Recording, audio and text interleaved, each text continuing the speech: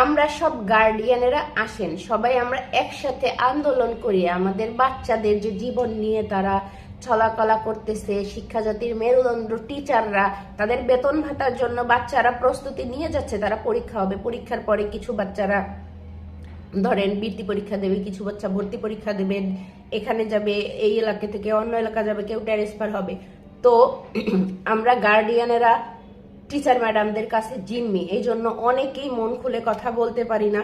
দুই একজনে কথা বললে তাও আবার সমাজের ভয়ে, মানুষের ভয়ে, উল্টাপাল্টা কমেন্টের ভয়ে আমরা কিছু করি না।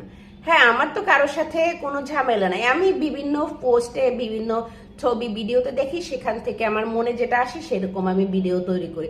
আমার কারোর সাথে আন্তরিকভাবে, পার্সোনালি ভাবে শত্রুতা নাই। হ্যাঁ, আমার কিছু শিক্ষিত কাজের লোক আছে যারা আমার ভিডিও দেখে এবং কমেন্ট করে বাড়িতে গিয়ে, ভাই তোমার সাহস থাকলে তুমি বেস্ট ম্যাডাম হয়ে দেখাও, বেস্ট টিচার হয়ে দেখাও, তারপরে আমার সাথে এসে কথা বলো, ঠিক আছে?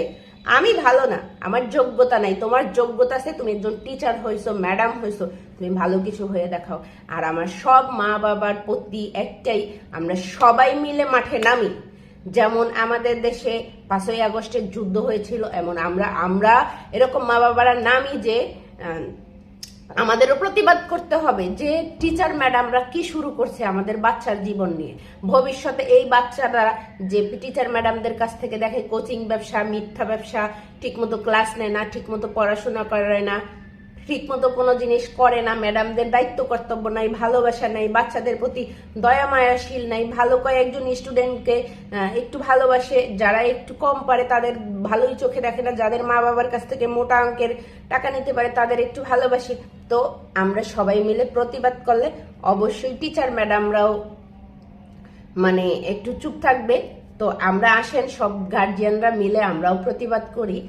তো অনেক সময় চিন্তা করি যে না, আমার বাচ্চা এখানে পড়ে, তো টিচার ম্যাডামদের নিয়ে কিছু বলবো না, এই জন্য হাজারো লাখো মা চুপ থেকে যায় যে বাচ্চাটাকে এখানে নিয়ে আবার আরেক জায়গায় যাব, ঝামেলা হবে, থাক পড়ুক, সহ্য করে যাই।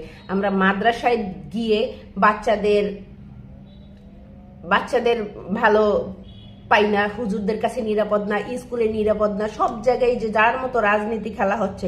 সবাই আমরা মুসলমান কান্ট্রি, আমাদের খাবারে ভেজাল, কথায় ভেজাল, কাজে ভেজাল, সব জিনিসে ভেজাল। আমরা শিক্ষিত, আমাদের সার্টিফিকেট আছে, আমরা কয়েকদিন পরে টাকা পয়সা দিয়ে হজ করে আসবো, তখন তবজি টিপ্পর আল্লাহ আল্লাহ, জান্নাতে যাবো, জান্নাতে যাবো, জান্নাতে যাবো।